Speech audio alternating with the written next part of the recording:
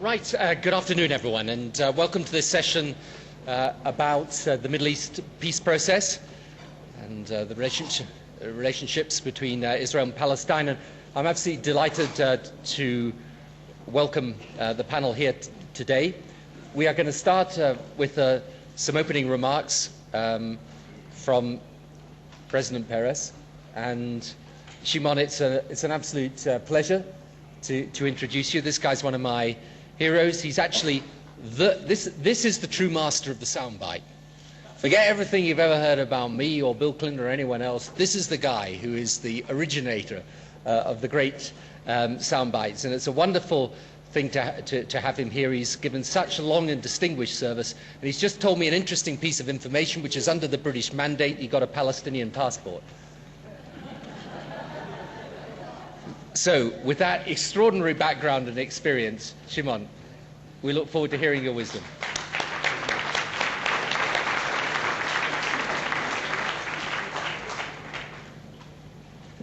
Thank you, Tony.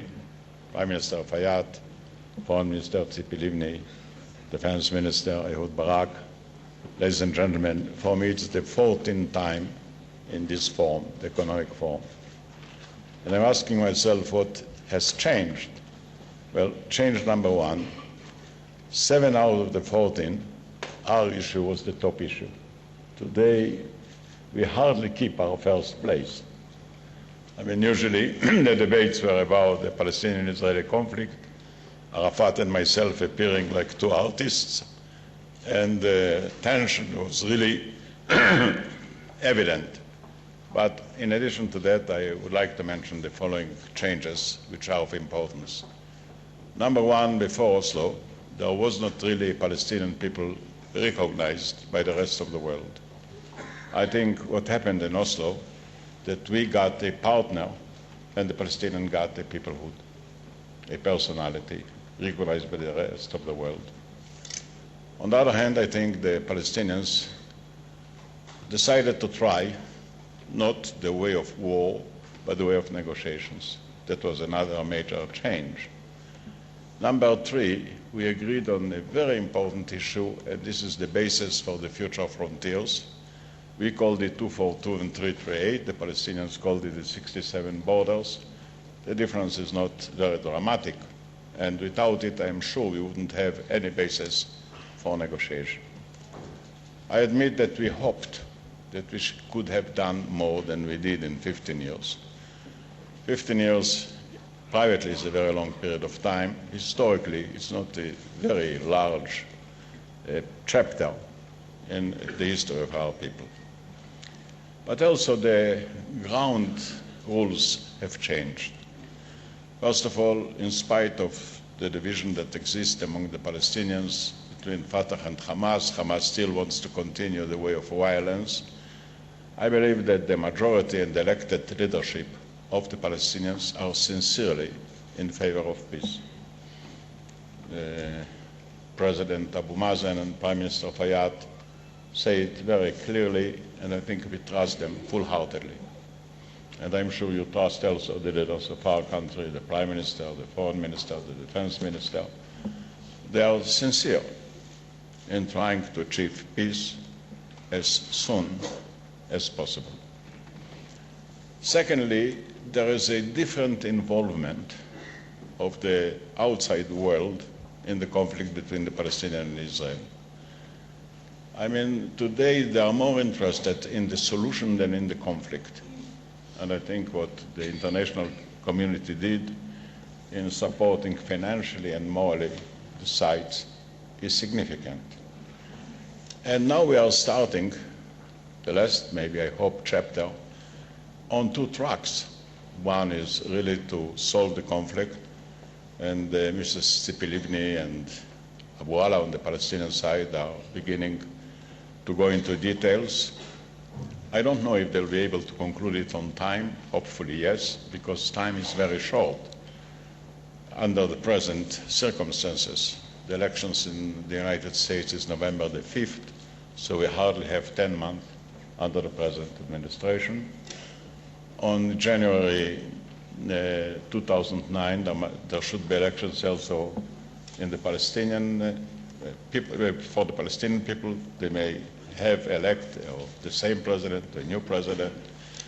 And when it comes to Israel, we never settled completely. I mean, it may be boring, so all the time the government is under criticism and pressure.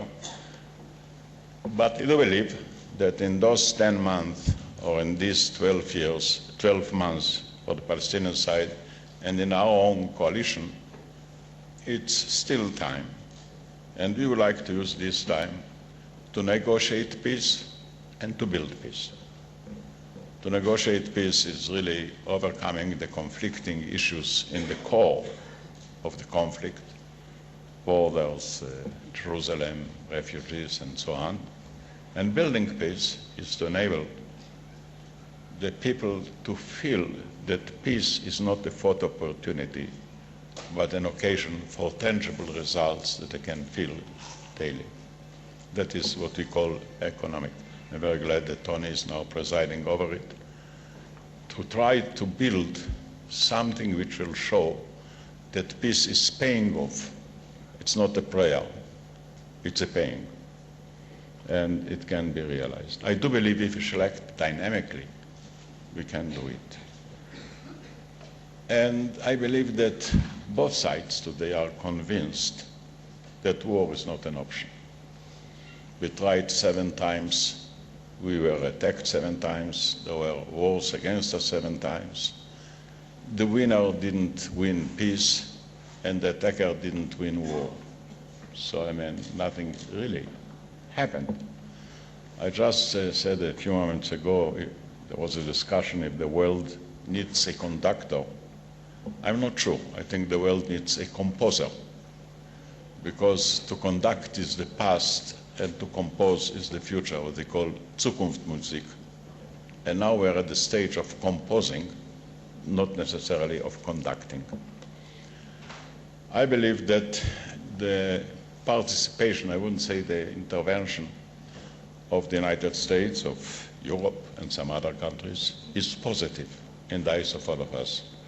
Because this is not an intervention to win or gain anything, but really an intervention to help, because the conflict is an excess luggage for the rest of the world. It's too heavy, it's too expensive, it doesn't serve anything. So I mentioned date. I do not believe that, say, by November 5th, history will be stopped. It will continue to go and move. And so it's with the Palestinians, so with the Israelis. But I would say those are 10 crucial months.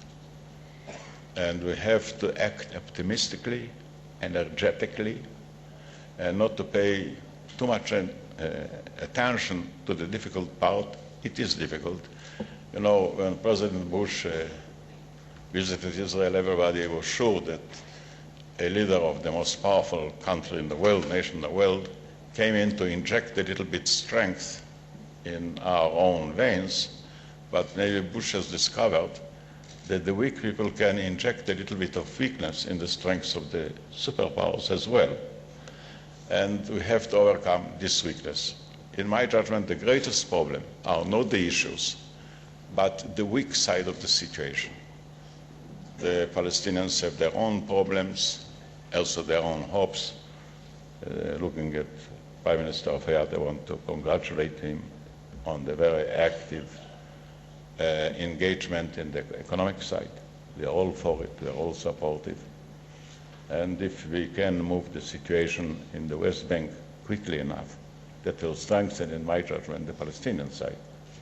And if the Palestinian side will be strengthened, then Israel will become stronger too. Because any question mark among the Palestinians is reflecting question marks in our own country. You see, when you negotiate with your opponent on one hand and with the supporters of your own people on the other hand. If you won't go long enough, you may lose your opponent. But if you'll go quick enough, you may lose your supporters. So the movement, by definition, is slow. And I think that this contribution today, with a profound desire to bring an end to this conflict that served nobody and harmed anybody. There was nobody who is not a victim of this conflict, and there is nobody that will not gain from overcoming it and solving it. And I can see the indications on all camps. So while it may take a little bit longer, we have to try and achieve before next Christmas whatever we can, economically and politically.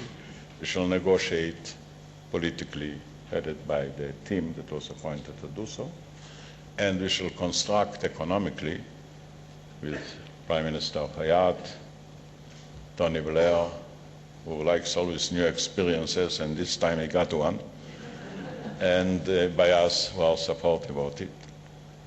And I recommend, in spite of all the difficulties, including the last one in Gaza, which is very painful for all of us, and I'm not sure we got already the solution, but the question is becoming very severe for the Gazian people too. Finally, the one that can solve the problem of Hamas in Gaza are the people of Gaza. We don't want to punish them. We don't enjoy their suffering. We would like to see them enjoying peace and prosperity, and their children, as our children, wake up in the morning without bombs and without fire and without hatred. So the agenda is full.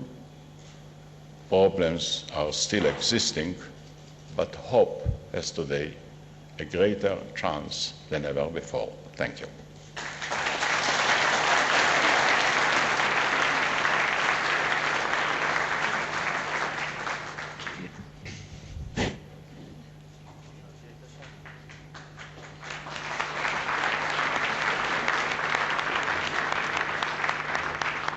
Very much indeed, Shimon, and it gives me a great pleasure to introduce Tzipi Livni, who's the Israeli foreign minister, and who is,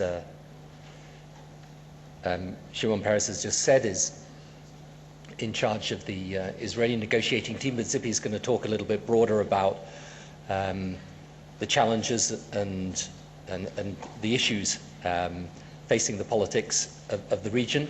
And Tzipi, just before we came on, reminded me that the British imprisoned both of her parents.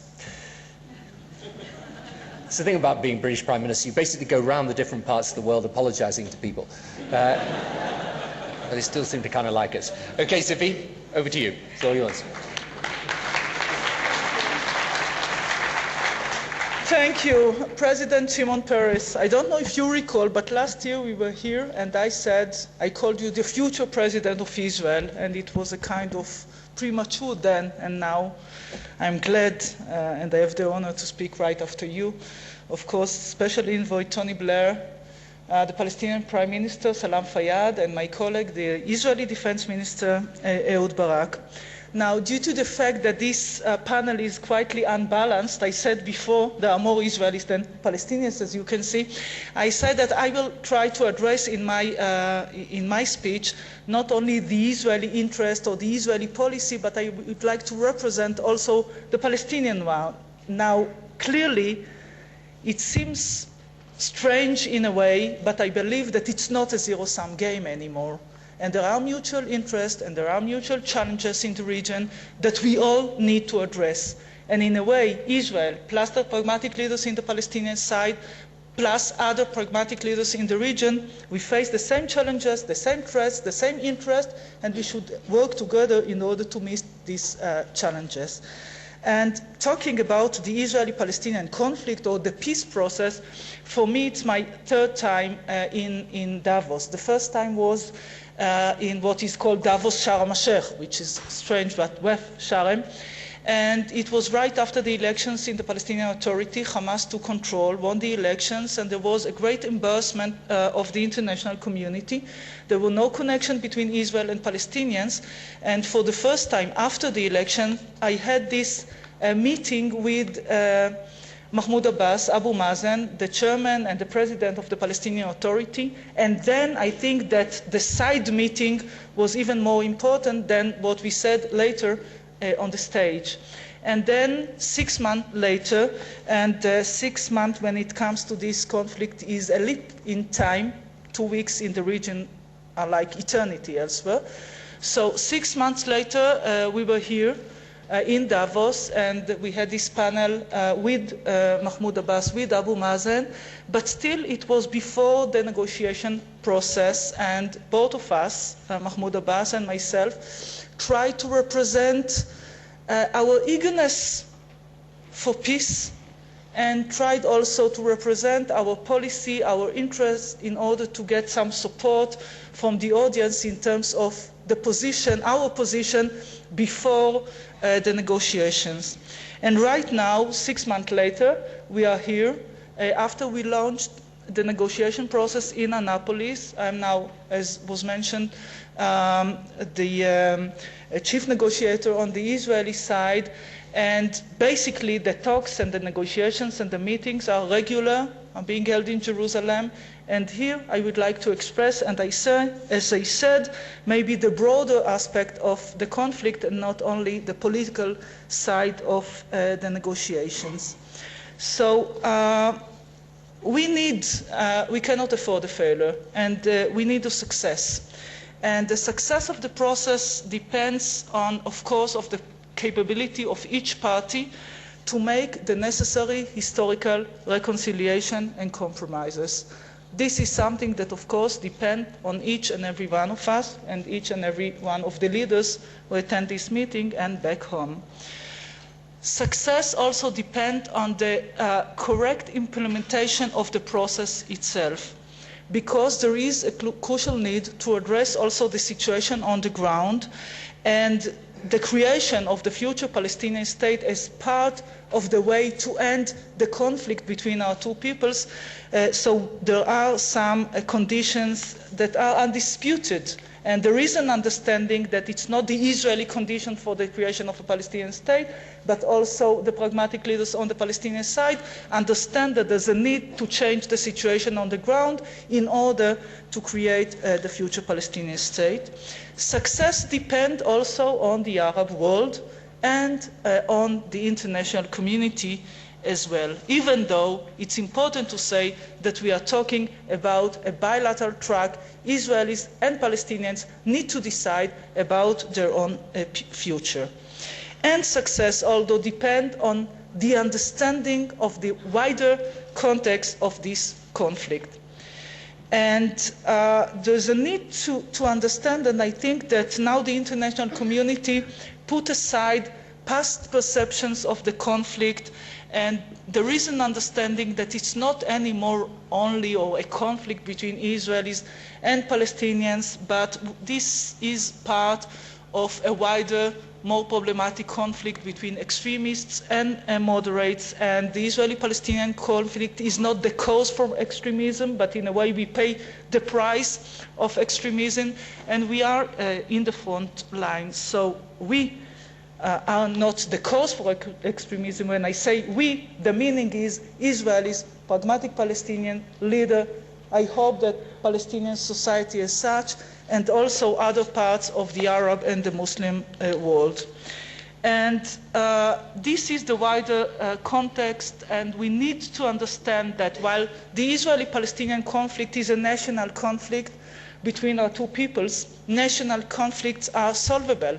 And there is an answer to it, and the answer is 2 states for 2 peoples, when the broader conflict, the wider conflict, represent extreme religious ideology which is unsolvable.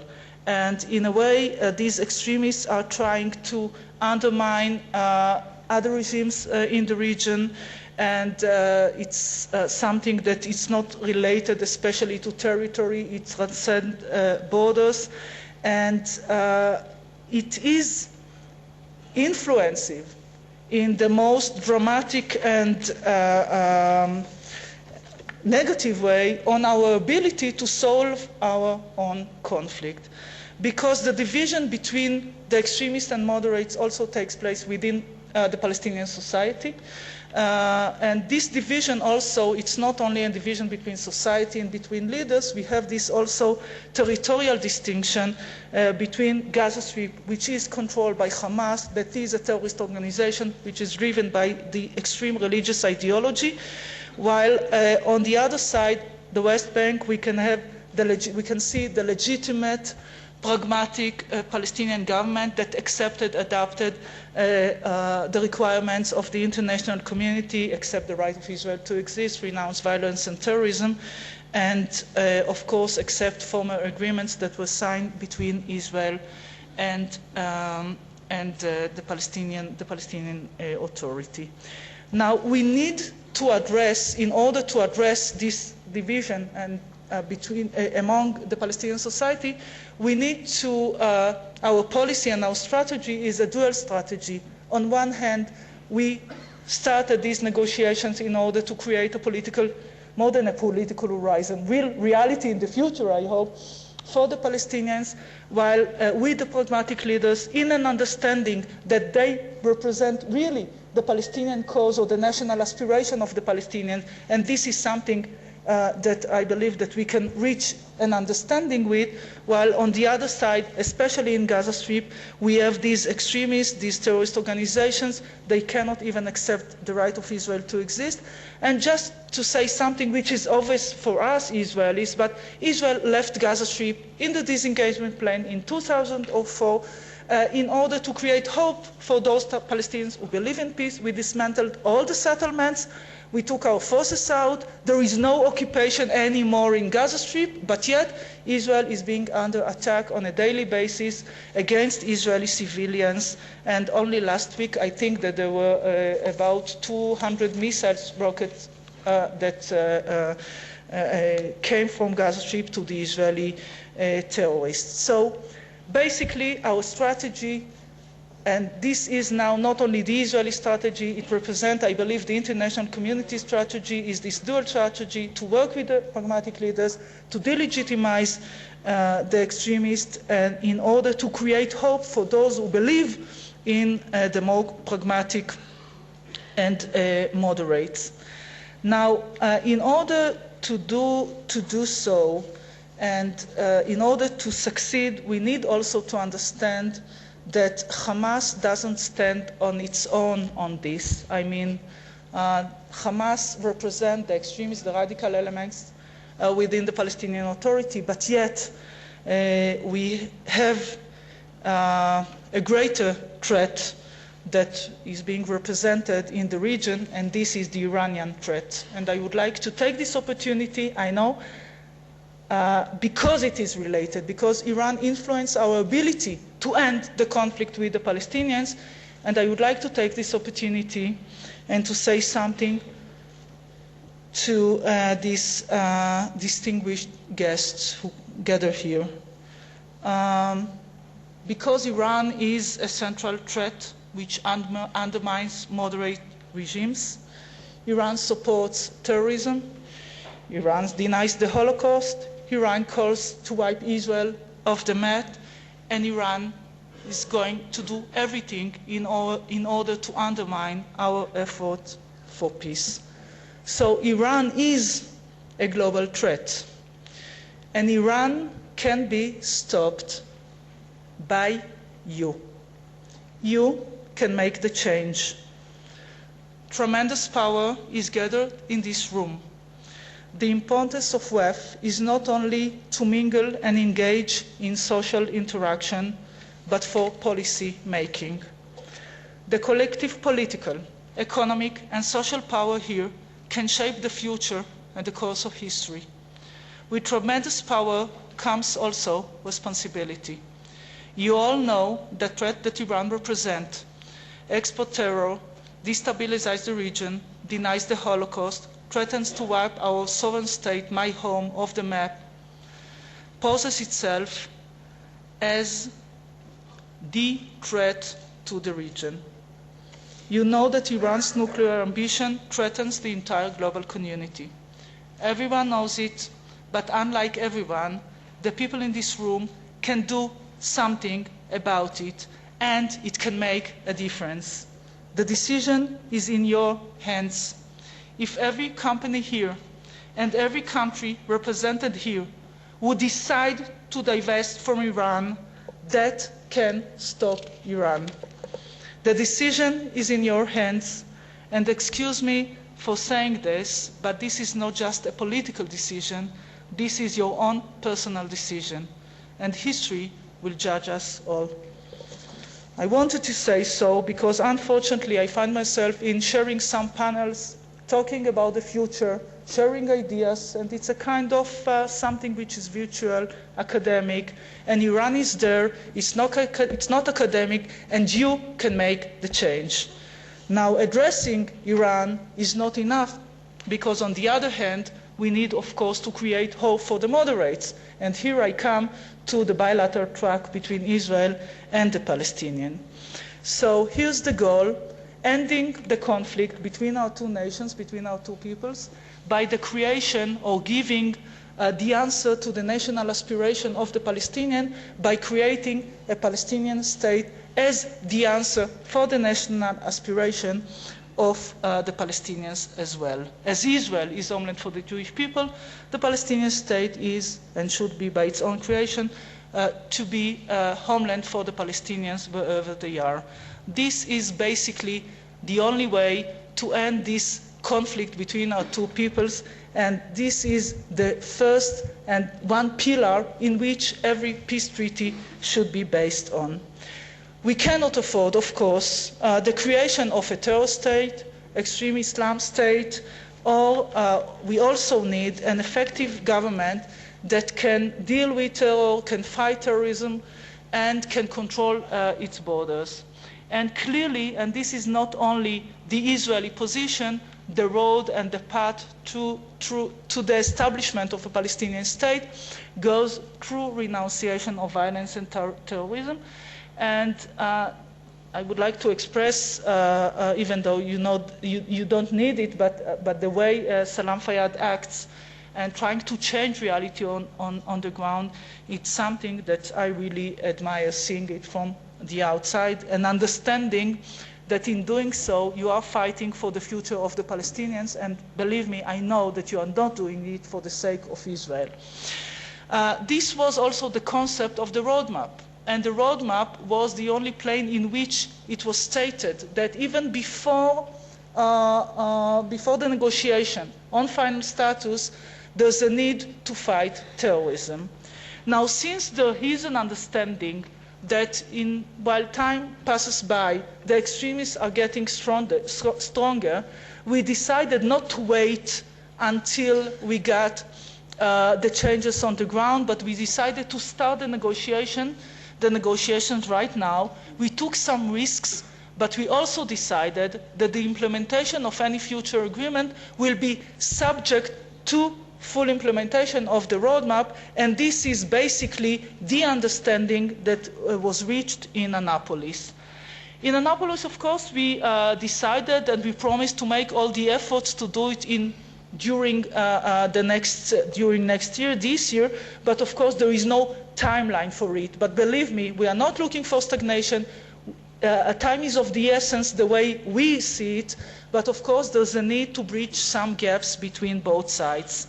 And the negotiations is bilateral. It's between me, Abu Allah, Prime Minister Olmert, and Abu Mazen.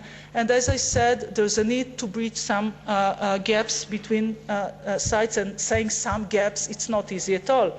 We are talking about historical gaps, we are talking about narrative of different peoples, and there's a need to have this understanding that any agreement doesn't represent only compromises coming from one side or gifts that one side gives the other, but an understanding that the package, at the end of the day, gives a better future to our own people in ensuring the interest for the long run.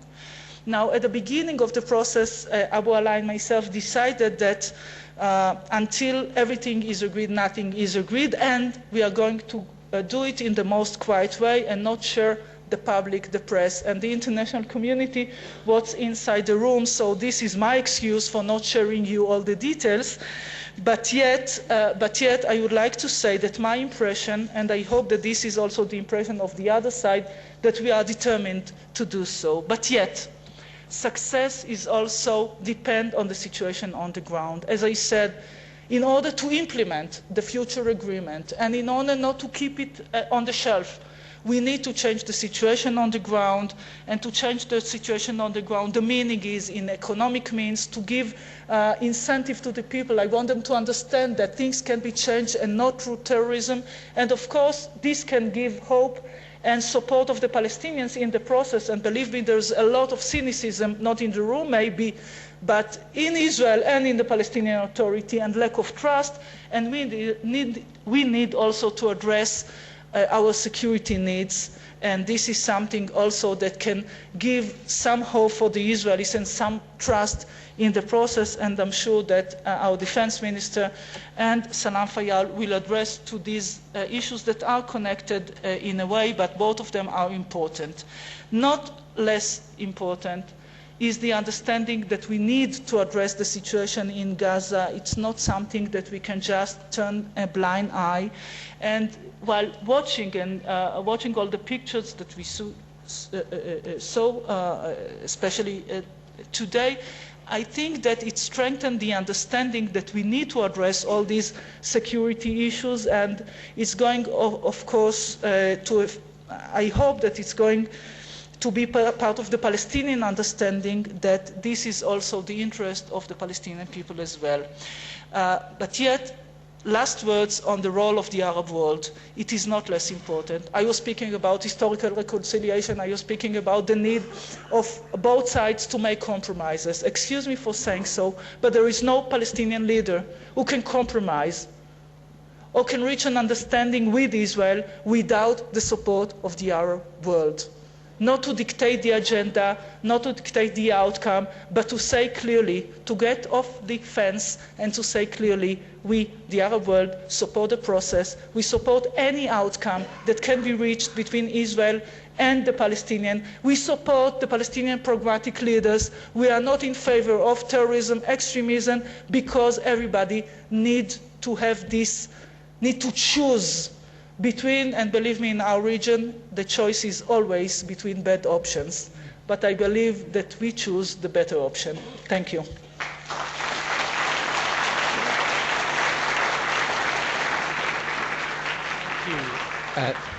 Thank you very much, Tzipi. Now, we've had the Annapolis conference and the process of negotiation that Tzipi was talking about that was launched there. We've had the Paris Donors Conference, which has raised, I think, in pledges $7.7 billion for support for the Palestinian community. But the problems, as ever, are the problems actually on the ground. And what we will try to do in this discussion is to talk about security concerns of Israel, the occupation concerns of the Palestinians, the economic concerns of both, and of course the situation in Gaza. Just before we do that, one quick word from Ehud Barak, who is the Israeli defense minister, the former prime minister, and has got, of course, enormous experience of this issue over many, many years, and as a good friend and colleague, and Salam Fayyad, who's the Palestinian prime minister, and we will talk about all of these issues. But I just wanted, in the light of what President Peres said and what Tzipi Livni's just said now, I mean, I think the thing that people find odd from the outside, looking at this process, is that there is a kind of underlying optimism, and yet people look at the situation on the ground and they think, well, how can they possibly think this thing is going to work? And I just wanted to ask both of you, just before we come to some of these other immediate and pressing issues, do you actually think people can reach the deal? Is it possible to do it? Salam. Yeah. Thank you, Tony, but before answering this question, I will have to first begin with what you said about conditions on the ground. Thanks for the opportunity. Anyway, conditions on the ground currently prevailing in Palestine and the region generally do overshadow difficulties that arose in the immediate aftermath, virtually in the immediate aftermath of Annapolis conference. I'm sorry if I have to really convey to you a sense of a downbeat assessment of what's going on, because it's conditions on the ground that keep my attention, really, and should keep all of our attention focused on the issues of here and now, if we are to be able to actually deal with the bigger, more important, longer-term political issues. Things did not, in my own assessment, proceed as well as was hoped for after Annapolis. And I would want to draw everyone's attention to the fact that we all agreed on the importance of beginning to implement outstanding commitments in order to lend credibility to the political process coming out of Annapolis. And in this context, I cannot but say how important it is to actually get on with it and implement those commitments that both sides took back in April of 2003. I'm here, of course, referring to commitments under phase 1 of roadmap. We all know what they are. On our side, and I would like always to start with what we Palestinians have to do, these commitments involve issues that relate to governance, getting our institutions stronger, more competent, more efficient, better able to handle the needs of our people, and to give confidence to all of our neighbors, including especially Israel, about the kind of state that we are actually looking forward to having. And these issues, of course, under governance include, importantly, the issue of security, which we all understand as critical to the success of the process, to the sustainability of the peace process, and to this peace process ultimately leading to resolution and to end the conflict. And so we have begun to do these things. We have actually implemented a number of those commitments, and we are in the process of moving forward on that agenda. What is of great importance is for Israel to actually live up to those commitments made in the spring of 2003. In particular, insofar as the settlement expansion is concerned. This is a matter of extreme importance and a matter of extreme concern if in fact it goes on without being attended to and dealt with, particularly if the issue takes longer to resolve than lesser time, as we all would hope would happen. We were struggling with these issues up until those difficulties became overshadowed by greater difficulties on the ground in the here and now. And here, of course, I'm talking in particular about the absolutely disastrous situation currently prevailing in Gaza Strip. Something which we, of course, cannot ignore or overlook, because the overall process is influenced deeply by what goes on, as you said, Tony, here and now. And when we look at the situation in Gaza, it has been actually moving from bad to worse, and progressively so, at an alarming rate. There's no question that there's been violence out of Gaza, and we're against that. But there can be no disagreement either that there has been a lot more violence into Gaza, and that has to stop too. This escalation of the cycle of violence has to be broken. It has to end, for certain. Now, this situation, in my view, cannot be dealt with by tightening further. Gaza was living under an extremely tight closure and highly restrictive regime, which, when it was tightened further over the past few days, a couple of weeks maybe, brought things to a boil in a way not witnessed before. Now, it is a pressure cooker kind of situation. This is a very dangerous sort of situation, one that threatens to spiral out of control unless this issue is dealt with. We have offered for some time now the idea of having the passages reopened with Palestinian Authority management of the Palestinian side of the crossings. We believe that the tightening of restrictions on Gaza, restrictions anywhere, are not bringing anything to our people but more misery, and they're not really changing the situation, but in a negative way. We believe reopening the passages in an orderly way, with us managing the Palestinian side in a responsible and competent fashion, is the way forward, rather than tightening the screws and increasing the pressure, which is producing nothing but more violence, nothing but more despair. I say all of this because this has a great deal of importance in terms of its implications for what we can do together. To answer your question is, can it be done? We have to really be able to do all of these things in order for there to be credibility to the political process, in order for the optimism that this issue can be settled sooner rather than later to be justified. That is why I think we really need to focus more on the issues of here and now, just as we also, continue to push on the political track, because that's important. Doing one without the other, I don't think would do it.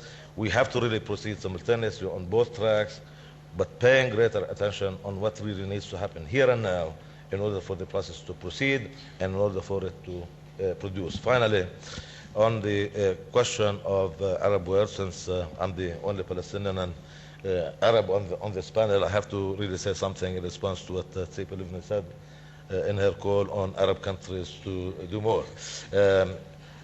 I would want to recall before everyone here that Arab countries have put forward an initiative which actually serves as a very good basis for the sort of vision that we all would aspire to have for the region going forward when actually this issue is settled on the basis of international resolutions that govern the conflict.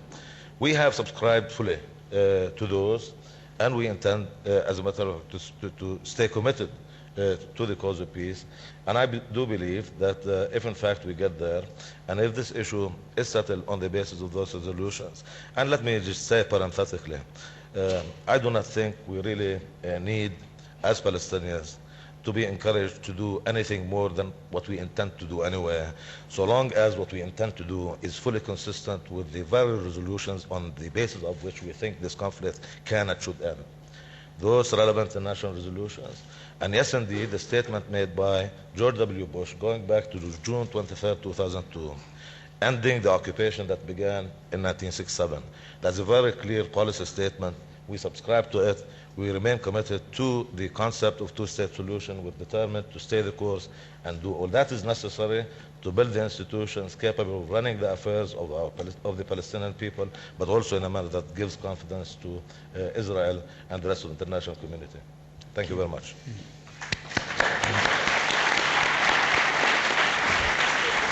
Thank you, Salam. I mean, Salam has explained the issues to do with the concerns over the occupation, obviously what is happening in Gaza at the moment. Your concern, Ehud, from the Israeli point of view is obviously security, the rocket attacks coming from Gaza, the potential problems in the West Bank. But how do we create a situation in which progressively the Palestinians can take over more of their security, and the Israelis can then get back out of the Palestinian territory so that the Palestinians actually are able to run their own state? And how do you see that operating? I think that by now no one argues with the issue of a two-state solution. I think that in Israel there is a vast silent majority, probably 80%, ready to go very far, following the policy that was originally taken by Shimon Peres together with the late Yitzhak Rabin when it was not accepted well, especially within Israel. Rabin paid with his life for just struggling for achieving this kind of peace. I continued this policy in 2000 with Clinton, trying to reach an agreement. At the time it was vis-à-vis Arafat, now it's vis-à-vis Abu Mazen, Mahmoud Abbas, and Salam Fayyad. And I think that there is a huge effort being put by the whole world community to make sure that we can decide on ending the conflict, finality of claims, recognized border which will reflect both demography and the security needs of both sides, and trying to solve other gaps in a mutually agreed way. I answer your first question in the positive. There is a way to do it, and if there is a will, there is a way we can find a solution. It takes tough decisions on both sides in all issues, and it takes frank and open discussion within our societies about what we do really mean by it. On the Palestinian side, if we talk about fulfilling the first phase of the roadmap, it's basically about security. Prime Minister Fayyad made a lot of effort to deploy Palestinian forces into Nablus, and they start to work and they produce a difference, but we are still have a far way to go. a long way to go. We have a real security problem. We lost hundreds of innocent Israelis in the streets, discotheques, restaurants, bus stations, bar mitzvah gatherings, and other celebrations due to indiscriminate terror attack through suicide bombers on our civilian society. No sovereign would have accepted it. I can tell you more that even in the Gaza Strip, we are for 7 years under continual shelling with thousands of small caliber rockets and thousands of mortar shells that continued even after, as Foreign Minister Livni described it, when Israel pulled out fully from the last square inch of the Gaza Strip, destroying the villages, taking out settlers and soldiers. We expected that at least from the Gaza Strip it will be quiet, and the opposite happened. So we have this primal contract with our society to protect them, and we should go in a coordinated way. We listen very carefully to the demands of Prime Minister Fayyad, and even take into account that sometimes he understands the Palestinians better than we do, in spite of the fact that me too, I'm also old enough to be born as a Palestinian under the British mandate. We assume that Prime Minister Fayyad knows what should be done. We listen to his requests. But we have to do it gradually, and we make more flexible both rules of engagement for our forces, both the way that Palestinians can move and even the elements regarding to the security in Gaza. We removed some of the roadblocks, and we removed very few of the checkpoints, but we can do it to continue only in a congruent way with the development of actual security. And I know for sure that if one suicide bomber can come out of Nablus and make an explosion in a restaurant in Tel Aviv, it can damage dramatically the effort that we are working on to establish the mutual trust which is needed. And I think very strongly that economic steps, using the donors' generosity and putting it to work on the Palestinian arena, and we are working on projects. Probably, Tony, you can go on this issue, both in the West Bank and even in Gaza Strip, exactly underneath the trajectory of the rockets who are hitting Sderot from Jabalia. There sits the sewage project that we are building, so to speak, together in order to solve the sanitation and health problems of Jabalia.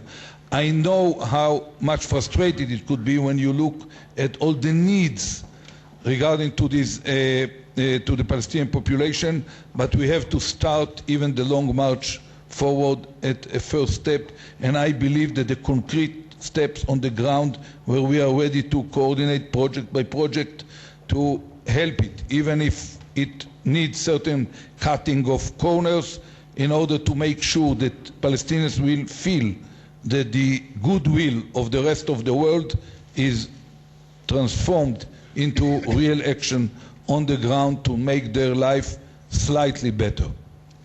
Thank you, Ehud. Thank you. Can I just ask you a couple of questions following on from that? I mean, one is, when Salam was talking about the crossings in Gaza specifically and how we deal with Gaza, is that something that's worth looking at or considering? And secondly, can you see a situation where over time, though, the access and movement restrictions can be lifted as the Palestinian capability increases? The issue of the passages, we already told Prime Minister Fayyad we will look into it and consider it. The only constraint can come if we will, we can change it only if we understand the whole security needs to remain the same, and it opens a opportunity for Fayyad to the Palestinian Authority to play a certain role. We are looking into it without making any kind of public commitment before we look into the details. The devil is sometimes in the details as well as heaven. For the other issue, I can see, of course, if I close my eyes and see a place where all Hamas activists in the West Bank are arrested behind bars, if the moment that the effectiveness of the security forces of the Palestinians will be something comparable with the effectiveness of the Jordanian security forces or the Egyptian security forces or even the Syrian security forces, will be ready to consider far-reaching loosening of the situation. But these are really effective forces that include the whole chain.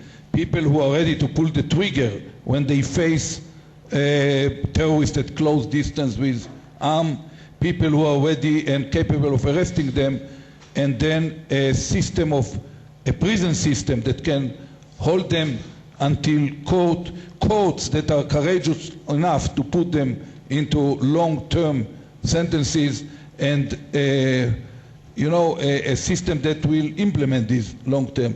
Once the whole chain of law enforcing directly against terror will work the same way, not better, the same way that it already works in Egypt,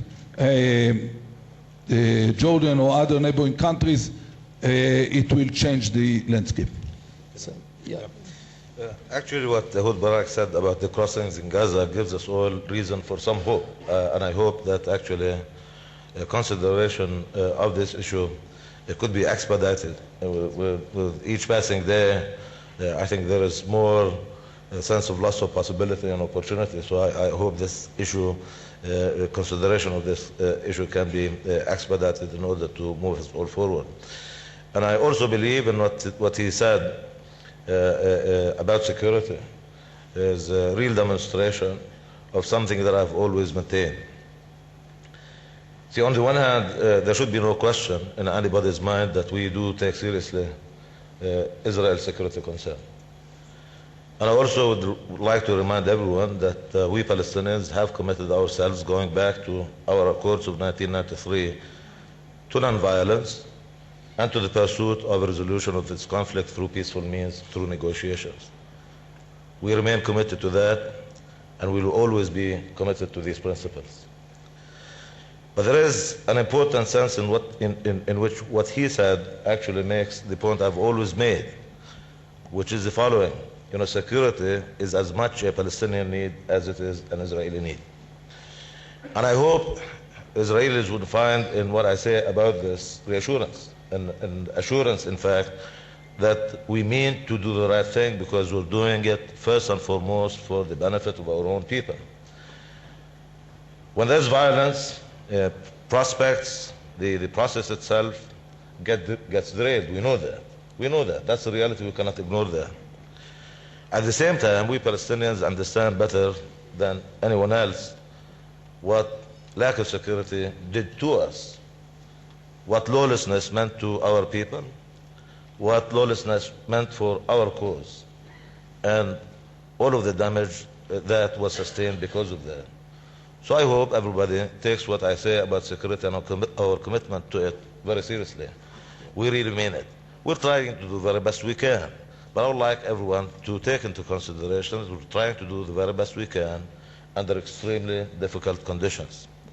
It's not like we are a free state with all kinds of means and possibilities available to us. We're operating under the constraints of occupation and practices, and this makes life not easy and tasks more difficult to accomplish. But we're committed to continue to try to make a difference in the hope that someday we can make a difference. Thank you.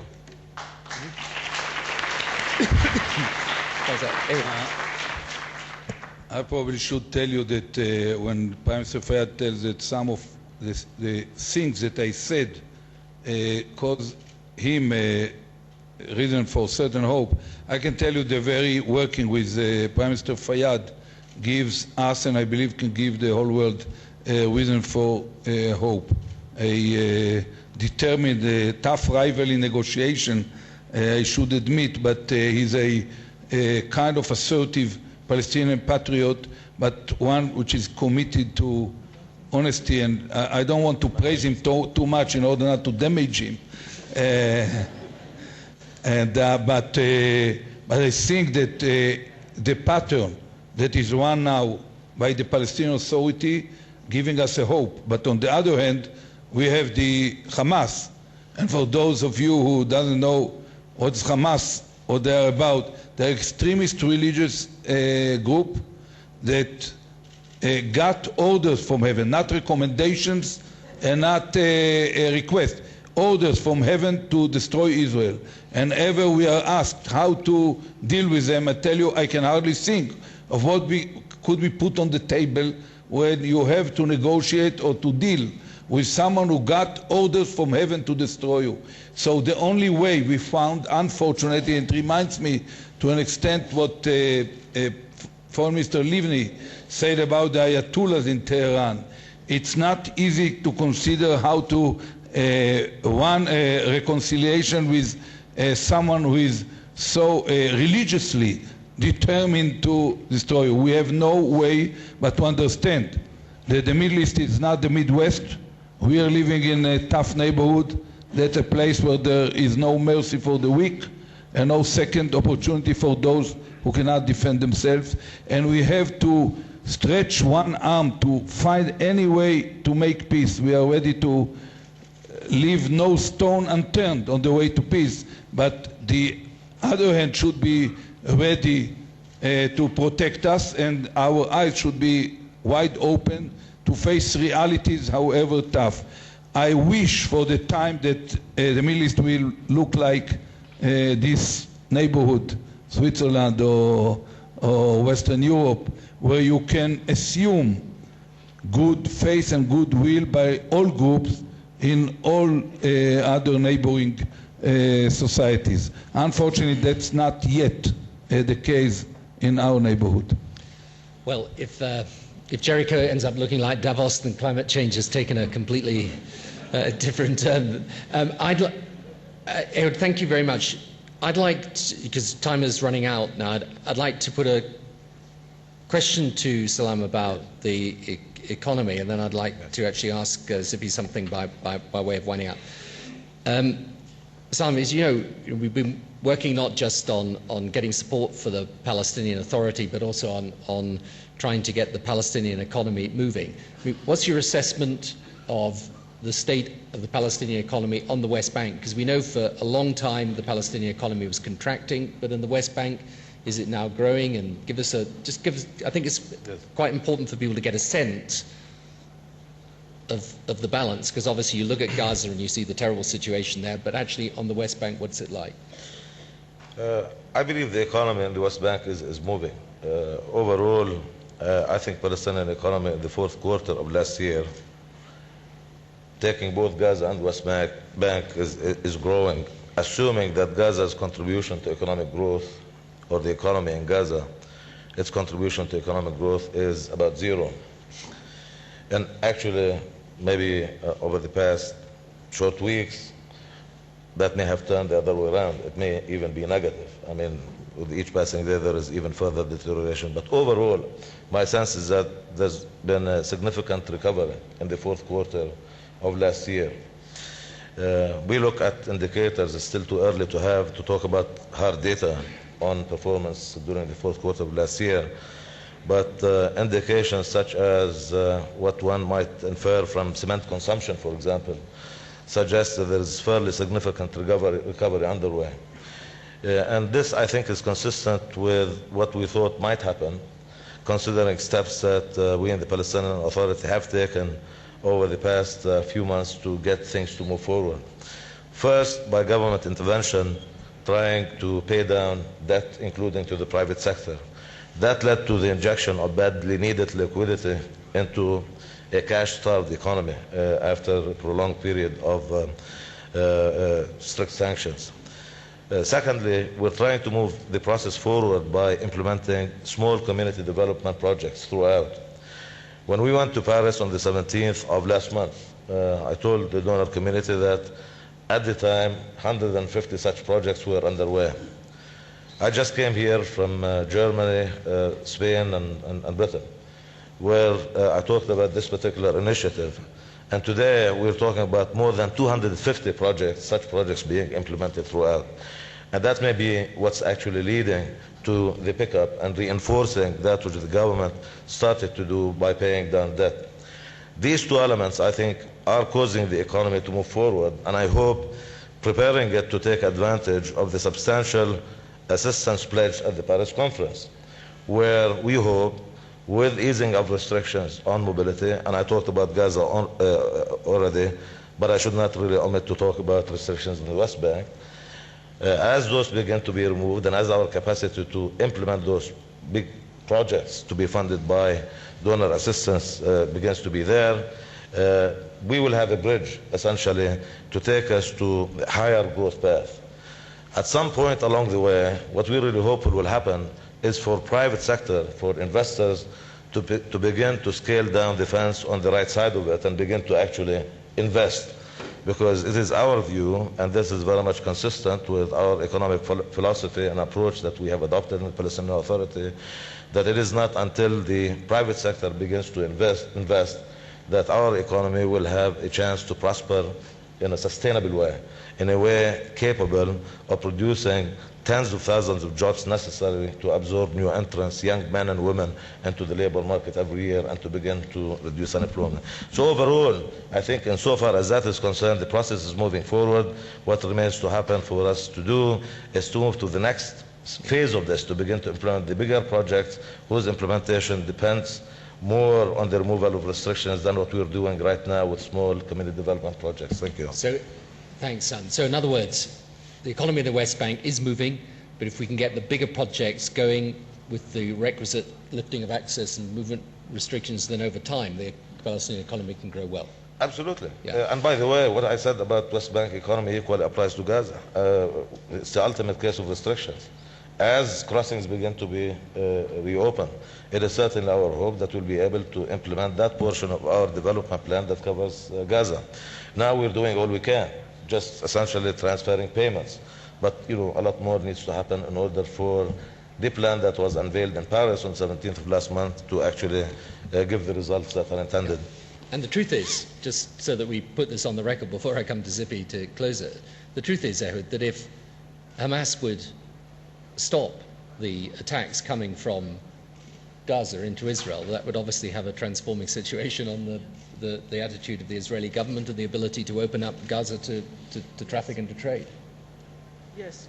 Yeah. The answer is clear, yes. Yeah, and I think that's one of the things that I think sometimes just needs to be emphasized. Can I just say one word on this? Yeah, surely. It's really essential. I mean, this may be a political argument, it may sound like a political argument, but it's really steeped in logic. Right now, our people in Gaza do not have a whole lot to lose. Reopening of passages gives people something to fight for, something to lose if in fact things go wrong. We really need to break the cycle. I think the policy in place right now achieves nothing but bringing about more and more misery, and that has to stop. So if we could find a way Yes. of isolating the extremists and helping the people, that would be the way forward.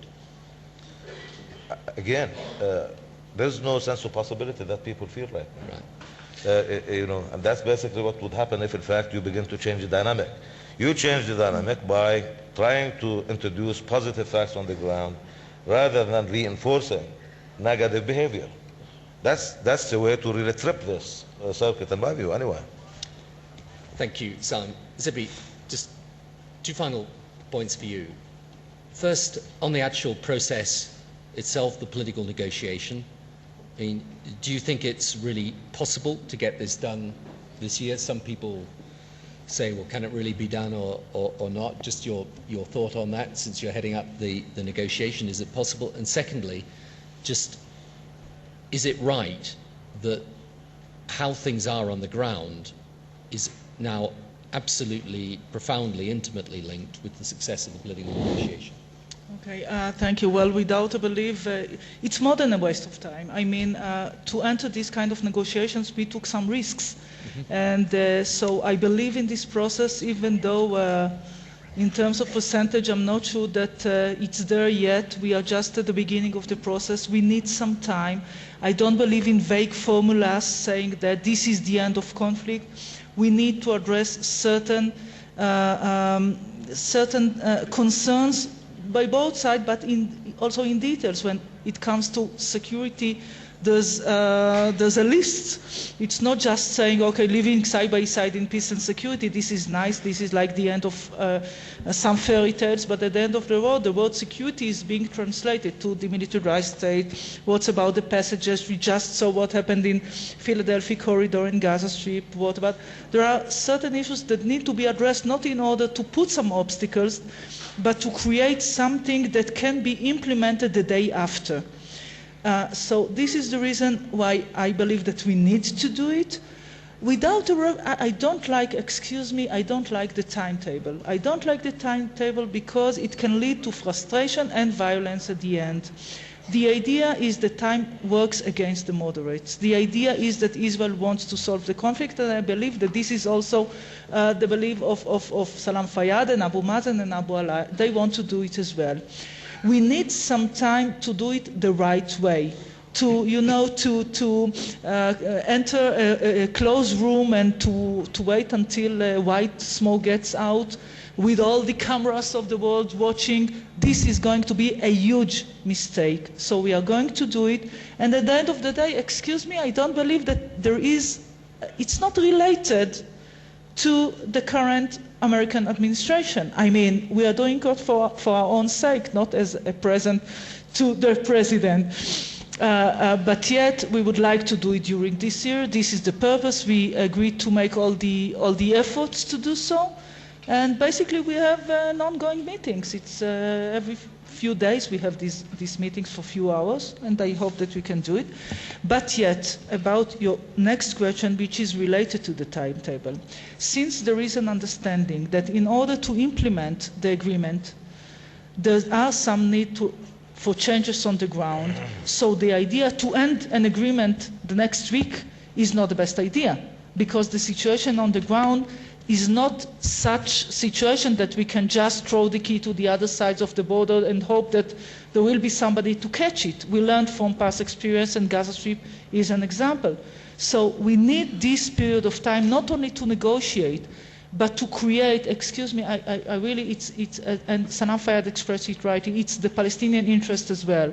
But this capacity building that you are in charge of, we need an effective government, a government that can rule, a government with all, when it comes to judicial system, administration, something that can be not only legitimate but credible enough to change the situation or to get the keys in terms of the creation of a state, not only in the West Bank, but also in Gaza Strip. So basically, we needed the time to do both things simultaneously, and at the end of the day, I hope that we reach a point in which the situation on the ground will be sufficient enough to implement an agreement that we will end, I hope, in the near future. Thanks, Tzipi. Thank you all very much indeed for attending. Thank you, Ehud and Salam, for giving us your wisdom. You will see the complexity of the issues in the discussion we've had. Actually, I believe there are real grounds for optimism, even though there are also immense challenges. And curiously enough, I remain an optimist about it. Although, having been British Prime Minister for 10 years with the British media, I have to be an optimist. So it's a real pleasure to have welcomed my colleagues here today, and thank you all very much for attending what is an interesting and fascinating discussion. Thank you.